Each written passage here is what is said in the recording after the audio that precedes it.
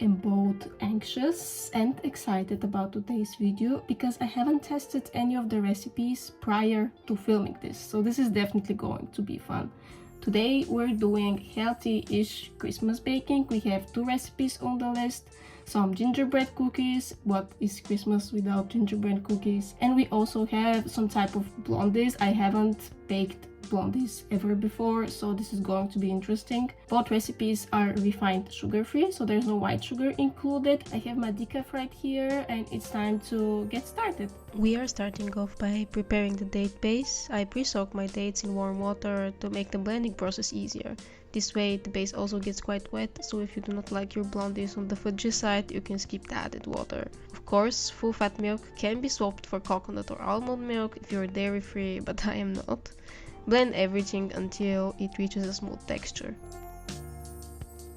Then we're mixing our dry ingredients. You don't have to buy oat flour, I made my own by blending some oats beforehand, but I will show you that later in the vid. I eyeball the spices most of the time, just keep the ratios in mind, aka ginger, cinnamon, nutmeg and cloves in descending order. However, I wouldn't recommend eyeballing the baking powder or the baking soda. Try to be as precise as you can with this, since this can affect the texture of the baked goods a lot. Something goes terribly wrong every time I try to eyeball these two. For our wet ingredients, I don't believe in coconut oil supremacy, so I'm going for butter. Saturated fat is saturated fat however you look at it. But we are adding some tahini, which is also a fat source, but has some calcium from the sesame and more unsaturated fat. Instead of honey, you can of course use agave or maple syrup. The dates, honey and cane sugar provide natural sweetness together with some fiber, polyphenols and antioxidants. Refined sugar has a much more intense sweet taste, but it has been stripped of all of those in the refining process. Cane sugar is in fact a less processed version of the refined white sugar.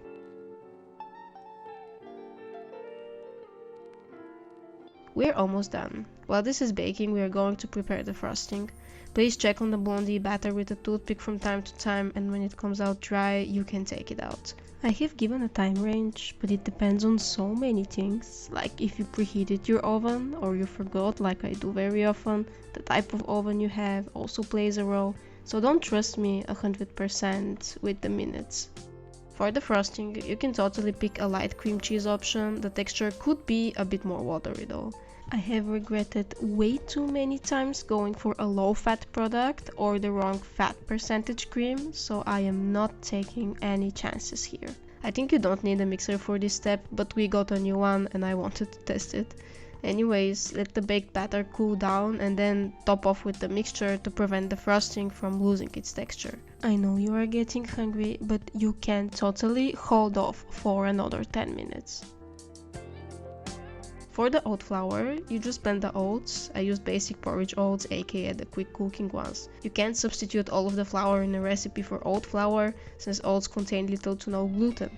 And gluten is important for baked goods, since it forms an elastic network that gives the bread its structure. Now we are starting the gingerbread cookies. We are using more or less the same ingredients, except for the tahini and cream cheese, so you could recreate both recipes back to back.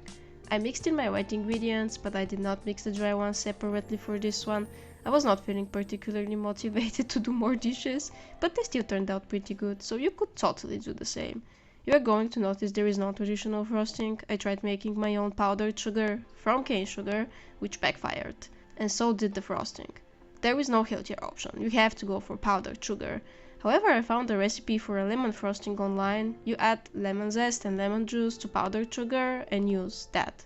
You also don't need any fancy gadgets for the frosting. I looked up how to do it with a Ziploc bag on TikTok, and if I had a little bit more skill and a proper frosting, it would have been perfect. Enough excuses. After chilling the dough, I spread it out with my crappy rolling pin for under €5 and started shaping the cookies. Transferring them to the baking tray was a challenge, but I managed somehow. However, I put them too close together. Do not do that, they rise more than I anticipated. I thought something like this could happen, so the second batch was just basic round cookies. You can also see the difference in the color of the two batches. This is no more than a 3-minute difference. You need to be keeping an eye on them. Do not leave the kitchen under any circumstances. Because of the not very aesthetic appearance, I melted some chocolate and decided to coat them in it and sprinkle on some coconut flakes to give them a festive vibe. You can melt milk or dark chocolate, it is up to you. The cookies themselves ended up not as sweet as I thought, but with a topping like this it becomes very balanced in my opinion. If you're into healthy tasting desserts, you're going to love them, but my boyfriend found them not sweet enough without the chocolate on top. If you end up in a similar situation, just do one batch with and one batch without the topping and everybody's going to be happy.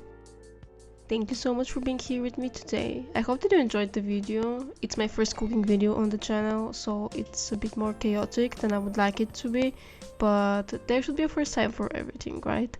If you enjoyed, don't forget to like and subscribe to the channel and let me know down in the comments if you have an idea about the video in the future. I would also love it if you shared your experience in case you tried out any of these. Thank you again for being here and happy holidays. I'll see you next year. Bye bye.